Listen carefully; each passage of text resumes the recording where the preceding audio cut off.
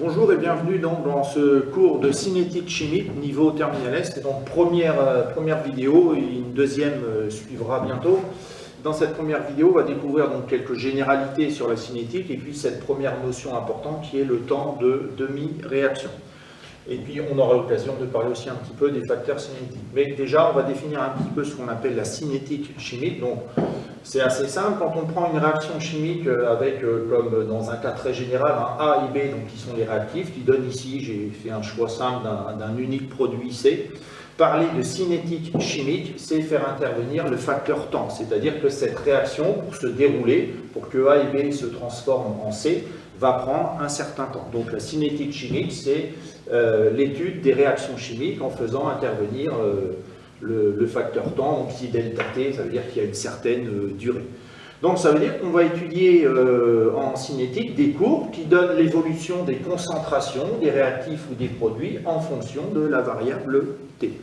Donc ces courbes auront toujours à peu près la même allure, à quelques détails près, mais dans un cadre général, on va dire que par exemple si on suit l'évolution de la concentration d'un réactif au cours du temps, évidemment le réactif voit sa concentration diminuer. Donc par exemple pour le réactif A, partant d'une concentration initiale, ici, eh ben, la concentration va diminuer pour aller progressivement vers une valeur qui va tendre vers 0 si la réaction est totale. Ce n'est pas obligatoire, toutes les réactions chimiques ne sont pas totales, il y a un chapitre là-dessus dans le programme de terminale, mais ne mélangeons pas tout ici, on suppose que la réaction est totale, donc la concentration de A va tendre vers 0 si A, par exemple, ici est le réactif limitant. Donc voilà l'allure de courbe qu'on va obtenir avec ici, donc je le répète, la concentration initiale en produit A, qu'on pourrait appeler la concentration en A, indice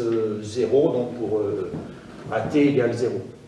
Par contre, si on regarde l'évolution de la concentration pour C, qui est un produit, évidemment, là, on va être sur une courbe croissante, c'est-à-dire que la concentration va partir de 0 pour aller, pareil, ça va tendre ici vers une certaine valeur maximale, c'est-à-dire qu'une fois que la réaction sera terminée, la quantité de C formée ne pourra plus évoluer, et donc on va avoir ici une concentration, voilà, ça va tendre vers il y a une asymptote ici, on sera ici sur la concentration maximale que peut atteindre le produit C. Voilà le genre de courbes sur lesquelles on va travailler. Alors à partir de ces courbes, on va définir donc ce qu'on appelle la vitesse de réaction. Alors on va commencer par le cas ici où on parle d'un réactif. Pour un réactif, on va définir ce qu'on appelle ici une vitesse, on va mettre V indice D, la vitesse de disparition. Alors si on fait un parallèle, tout de suite on va voir que dans quelques minutes, on définira ici une vitesse de formation. Donc la vitesse de disparition du réactif A va s'écrire donc la dérivée de la concentration en A par rapport au temps. Cette dérivée, puisqu'on voit bien ici que la courbe est décroissante, cette dérivée va être négative. Or, la vitesse, elle, on veut la définir de façon positive, donc là on va rajouter ici un petit signe moins. Donc là, ici, vous avez ce qu'on appelle donc la vitesse volumique de disparition du réactif A. De la même manière, on va définir en dessous la vitesse de formation volumique, la vitesse volumique de formation du produit C, dC sur dt. Alors ici, pour C, puisque C se forme, la dérivée, là, sur une fonction croissante, va être positive, donc là, il y a un signe plus. Alors généralement, on ne marque pas, mais là, pour bien faire la différence avec les deux, avec le cas de la disparition, donc vitesse volumique, ici, c'est la vitesse volumique de formation du produit, vitesse volumique de formation de C. Voilà. Alors évidemment, ces deux vitesses sont égales, hein, il n'y a qu'une vitesse pour la réaction, alors soit on s'intéresse à C, soit on s'intéresse à A, elles sont définies différemment, mais évidemment, si on regarde par exemple, en supposant que là on ait réellement des coefficients stoichiométriques égaux à 1, quand une mole de A disparaît, il se forme une mole de C, donc la dérivée donnera le même résultat. La vitesse de disparition de A est forcément égale à la vitesse de formation de B. Un petit mot sur les unités. Ici, la concentration s'exprime forcément en mol par litre. Le temps est en secondes, donc des mols par litre divisé par des secondes. La vitesse sera donc en mol litre moins 1, va s'exprimer en mol litre moins 1, seconde moins 1. Même chose pour la vitesse de formation. Bon, voilà une première chose.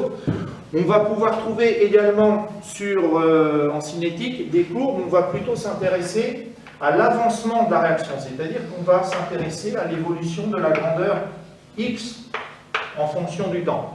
X étant l'avancement. Donc là, c'est peut-être l'occasion de rappeler un peu ce que c'est que l'avancement. On va réécrire l'équation bilan ici. A plus B donne C. Cas très général, on suppose ici que les coefficients stoichiométriques sont tous égaux à 1. Donc, à l'instant t égale 0, on va supposer qu'on a n, petit n A mol de A et petit n B mol de B. Et qu'il ne s'est pas encore formé de C. Donc ça, c'est l'instant t égale 0. Bon, et la réaction démarre. Donc si la réaction démarre, ça veut dire qu'on va se placer à un instant t quelconque, et que les quantités de A et B vont commencer à disparaître. Donc ici, il va rester à un instant donné NA moins X mol de A, et donc c'est là qu'on définit X, l'avancement de la réaction, qui est le nombre de moles de A qui a disparu à l'instant t. Et donc le nombre de moles qui reste, qui est ce qu'on indique dans le tableau, c'est Na moins X. Pour B, évidemment, c'est la même chose. D'après l'équation de bilan, une mol de A réagit avec une mol de B, donc quand X mol de A disparaissent, il y a aussi X mol de B qui disparaissent. Et donc, il se forme, évidemment, 0 plus X mol de C. On va faire la petite hypothèse suivante, que B est en excès. Donc, jusqu'où va se produire la réaction? Jusqu'à une date T, je vais l'appeler T max, pour laquelle, en fait, l'avancement est tel que si A et si B est en excès, la quantité de A formée va être égale à 0. Il n'y aura plus de A qui a disparu, pardon. Il n'y aura plus de A. X va être égal à sa valeur maximale, donc ici on peut la noter en dessous, cette valeur maximale, X max, c'est forcément N indice A. Du coup, pour B, combien il va en rester? NB moins le nombre de moles de A qui a disparu, et il va s'être formé, à un instant final, Na mol de C. Donc si on traduit ça sur la courbe, donc l'avancement part de 0 et va finir à la valeur, on peut la marquer tout de suite, ici Na, sous forme d'asymptote, et la courbe d'évolution de X, ça va nous donner ça. L'avancement part de 0, à t égale 0, et augmente progressivement jusqu'à une certaine valeur, alors qui dans ce cas précis, donc là, vaut NA. Et donc on va se servir de cette courbe pour définir ce qu'on appelle le temps de demi-réaction. Je ne vais pas écrire la définition, vous l'avez dans vos cahiers. Elle est très simple, on va la rappeler oralement. Le temps de demi-réaction, c'est le temps au bout duquel l'avancement va être égal, l'avancement maximal va être égal c'est le temps au bout duquel l'avancement de la réaction est égal à la moitié de sa valeur maximale. Donc la valeur maximale, elle est là, c'est Na, donc on se place ici à Na sur 2, et on lit sur la courbe l'abscisse du point correspondant, et là vous avez donc T1, le temps de demi-réaction. Donc je recommence, excusez-moi pour le petit bafouillage. Na, donc ça c'est X max, et donc Na sur 2 c'est X max sur 2. Donc le temps T1,5, donc c'est le temps au bout duquel l'avancement est égal à la moitié de sa valeur maximale. Donc comme on a établi que la valeur maximale ici dans ce cas-là ça sera Na, sur la courbe on se place à Na sur 2, donc X max sur 2, et on lit T1,5. Au passage, on n'est pas obligé de lire T1,5 sur les courbes qui sont là. On peut le lire ici. Si on se place à A0, à une concentration A0 sur 2, on peut aussi lire ici T1,5. Et bien évidemment, c'est la même chose. Ça serait la même chose sur la courbe C. Bon, voilà. Dernière chose à expliquer. Alors, je vais l'expliquer sur cette courbe-là. Quand on écrit donc la vitesse de formation, c'est la dérivée de la concentration par rapport au temps. Vous savez qu'en maths, signification de la dérivée, donc c'est la pente de la tangente à la courbe. C'est-à-dire que si on se place par exemple à un instant ici, un instant t quelconque, quand je remonte sur la courbe ici, le calcul d de c sur dt me donne la valeur de la pente ici de la tangente à la courbe. Si on se place un petit peu plus tard, on voit qu'à un autre instant t', ici, j'aurai une autre tangente avec une pente ici plus petite. Donc on voit qu'en fait, au fur et à mesure que C se forme, on peut même tracer la tangente à l'origine, qui serait la valeur de la vitesse au départ de la réaction. On voit que la réaction va démarrer avec une vitesse plutôt importante, et au fur et à mesure que la réaction se déroule, la vitesse, qui correspond donc à la pente, est de plus en plus petite. Donc là, du coup, on voit apparaître ce qu'on appelle un premier facteur cinétique. Les facteurs cinétiques, ce sont les facteurs qui peuvent influencer la vitesse de la réaction. Et là, avec ça, on met en évidence un facteur cinétique important qui est la concentration.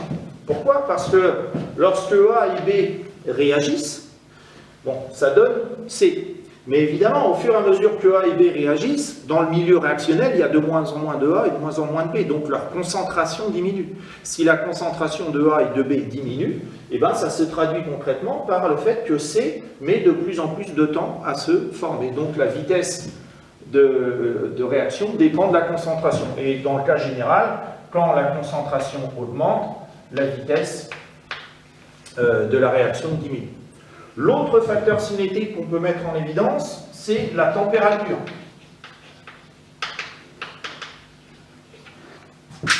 Généralement, on va reprendre une courbe de type avancement.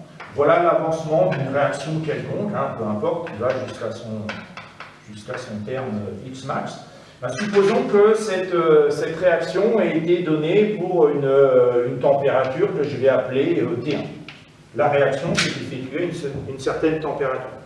Ben, on va tracer maintenant la courbe qu'on obtiendrait pour une réaction faite à une température T2 supérieure à T1. Alors là, on va remarquer que dans le cas général, ce n'est pas systématique, mais qu'à ce moment-là, on aurait une courbe qui aurait plutôt cette allure-là. C'est-à-dire qu'en fait, on aura le même état final, bien évidemment. Le fait de changer la température ne va pas changer la nature des quantités formées, mais on va atteindre plus rapidement l'état final. Donc là, pour la température, généralement, c'est lorsque la température augmente, la vitesse de réaction augmente. Donc ça, c'est souvent, alors, petite précision, c'est souvent comme ça, c'est pas systématique. Hein. Pour la concentration, si on peut dire là, ici, ça c'est toujours comme ça, c'est par rapport à l'explication que j'ai donnée tout à l'heure, c'est toujours comme ça, j'augmente, les concentrations augmentent, pardon, je me suis trompé, hein, c'est une petite erreur. Les concentrations diminuent, la vitesse diminue. Par contre ici, quand la température augmente, généralement la vitesse augmente. C'est le cas le plus général. Donc voilà, on a fait à peu près le tour de cette petite introduction. Bon, je m'excuse à nouveau pour les petits bafouillages et la petite erreur là.